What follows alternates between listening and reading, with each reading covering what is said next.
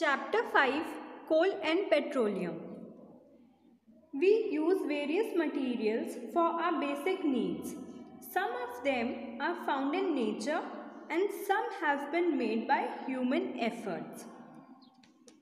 हम अलग अलग तरीके का मटेरियल यूज़ करते हैं अपनी बेसिक ज़रूरतों के हिसाब से. कुछ नेचर में पहले से प्रेजेंट होते हैं जो कि हमको ईजीली मिल जाते हैं और कुछ मटेरियल्स ऐसे होते हैं जो ह्यूमंस को खुद बनाने पड़ते हैं. Activity 5.1 Make a list of various materials used by us in daily life and classify them as natural and man-made. इस एक्टिविटी में करना यह है कि ऐसे मटेरियल्स की लिस्ट बनानी है जो नेचर में ऑलरेडी प्रेजेंट हैं और सेकेंड कॉलम में वो मटेरियल्स लिखने हैं जो ह्यूमंस बनाते हैं यानी कि जो मैन मेड हैं. नेचुरल मटेरियल्स में क्या क्या आ सकता है? Air, soil, water, minerals, sunlight, CNG, LPG, coal, petrol, fruits, क्योंकि ये सब ह्यूमन बींग्स नहीं बनाते हैं और ये सब नेचर में ऑलरेडी प्रेजेंट होता है. अब मैन मेड में क्या क्या आ गया? टेबल, चेयर, कार, बस, टीवी, प्लास्टिक, रबड़, food, bed and black board, क्योंकि ये सब ह्यूमन बींग्स बनाते हैं, या तो फैक्ट्रीज में बनते हैं या इंडस्ट्रीज में या घर पे. मूविंग फॉरवर्ड,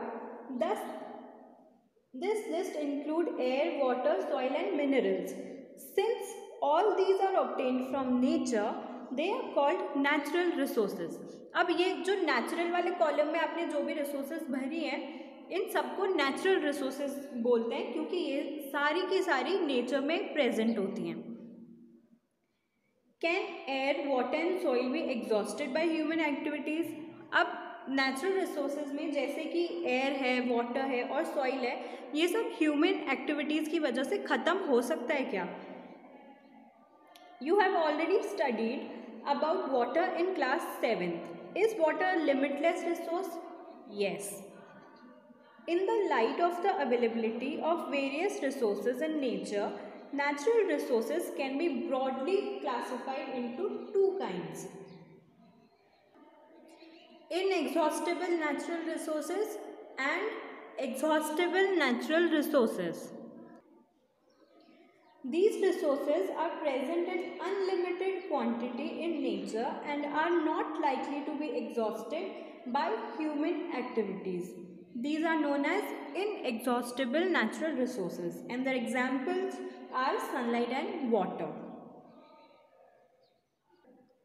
वो रिसोर्सेज जो नेचर में अनलिमिटेड क्वांटिटी में प्रेजेंट होती हैं वो होती है इनएग्जॉस्टेबल नेचुरल रिसोर्सेज, मतलब कभी ख़त्म ही नहीं होंगी कितना भी यूज़ करो. Second, exhaustible natural resources. The amount of these resources in nature is limited.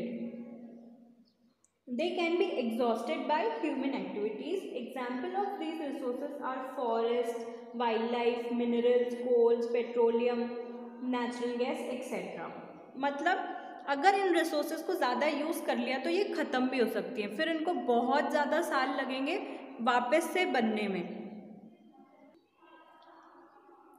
In this chapter, we will learn about some exhaustible natural resources like coal, petroleum and natural gas. These were formed from the dead remaining of living animals or plants, that is organisms, that means fossils. So these are also known as fossil fuels. इस chapter में हम exhaustible natural resources के बारे में पढ़ेंगे, जैसे कि कोल हो गया, पेट्रोलियम और नेचुरल गैसेस. और ये सारी रिसोर्सेज कैसे बनी थी? ये सारी रिसोर्सेज लिविंग ऑर्गेनिजम्स के डेड रिमेन्स से, मतलब फॉसिल्स से बनी थी, इसीलिए इन रिसोर्सेज को फॉसिल फ्यूल्स भी बोलते हैं. Okay, let's start with 5.1 coal. You may have seen coal or heard about it. It is as hard as stone and is black in color. Coal is one of the fuels used to cook food. Earlier, it was used in railway engines to produce steam to run the engine. It is also used in thermal power plants to produce electricity. Coal is also used as a fuel in various industries. कोल के बारे में आपने सुना होगा या फिर पढ़ा भी होगा कि वो स्टोन्स की तरह दिखते हैं, स्टोन्स की तरह हार्ड होते हैं और ब्लैक कलर के होते हैं। खाना बनाने के लिए वैसे तो बहुत सारे मटेरियल्स या फिर फ्यूल्स होते हैं, कोल भी उनमें से एक होता है। पहले कोल रेलवे में भी यूज़ होता था क्योंकि वो स्टीम प्रोड्यूस करता है जिससे कि इंजन चलता है। थर्मल पावर प्लांट्स में भी इलेक्ट्रिसिटी प्रोड्यूस करने के लिए कोल यूज़ किया जाता था और बहुत सारी इंडस्ट्रीज़ में भी कोल को फ्यूल की तरह यूज़ करते हैं। Story of coal. About 300 million years ago, the earth had dense forest in low-lying wetland areas. Due to natural processes like flooding, these forests got buried under the soil. As more soil deposited over them, they were compressed. The temperature also rose as they sank deeper and deeper. Under high pressure and high temperature, dead plants got slowly converted to coal. As coal contains mainly carbon, the slow process of conversion of dead vegetation into coal is called carbonization. Since it was formed from the remains of vegetation, coal is also called a fossil fuel. When heated in air, coal burns and produces mainly carbon dioxide gas. Coal is processed in industries to get some useful products such as coke, coal tar and coal gas. समझ आया? 300 million years पहले wetland areas के पास घने गहरे जंगल हुआ करते थे। फिर कुछ नेचुरल हैपनिंग्स हुई जैसे कि फ्लड्स, जिनकी वजह से ये जंगल सॉइल में धंस गए। जैसे जैसे सॉइल उनके ऊपर जमती गई वैसे वैसे ये फॉरेस्ट नीचे जाते गए और इनके इतने नीचे जाने से क्या हुआ कि टेम्परेचर बढ़ता गया और हाई प्रेशर और हाई टेम्परेचर की वजह से डेड प्लांट्स जो हैं वो धीरे धीरे कोल में कन्वर्ट हो गए। हाई प्रेशर कैसे? सॉइल का प्रेशर, क्योंकि सॉइल उसके ऊपर जमती गई। और हाई टेम्परेचर कैसे? फॉरेस्ट नीचे जाते गए तो टेम्परेचर बढ़ता गया, इसलिए high temperature and high pressure. और क्योंकि कोल में मेनली कार्बन ही प्रेजेंट होता है तो इस प्रोसेस को जिसमें प्लांट्स का कन्वर्जन कोल में हो जाता है उसको कार्बनाइजेशन बोलते हैं। अब कोल जो बना है वो प्लांट्स के डेड मैटर यानी कि रिमेन से बना है, तो कोल को फॉसिल फ्यूल भी बोल सकते हैं। जब कोल गर्म होता है तब वो कार्बन डाइऑक्साइड गैस छोड़ता है। और कोल को इंडस्ट्रीज़ में क्यों यूज़ करते हैं? क्योंकि वो यूज़फुल प्रोडक्ट्स जैसे कि कोक, कोल तार और कोल गैस बनाने के काम में आता है। ये तीनों चीज़ें जो कोल से बनी, अब इसको डिटेल में पढ़ लेते हैं। Coke, it is a tough, porous and black substance. It is an almost pure form of carbon. Coke is used in the manufacture of steel and in the extraction of many metals. Coke carbon का pure form होता है और ये एक मजबूत, porous और black substance है। Coke steel और मेटल्स बनाने के काम में आता है। मूविंग फॉरवर्ड, कोल तार।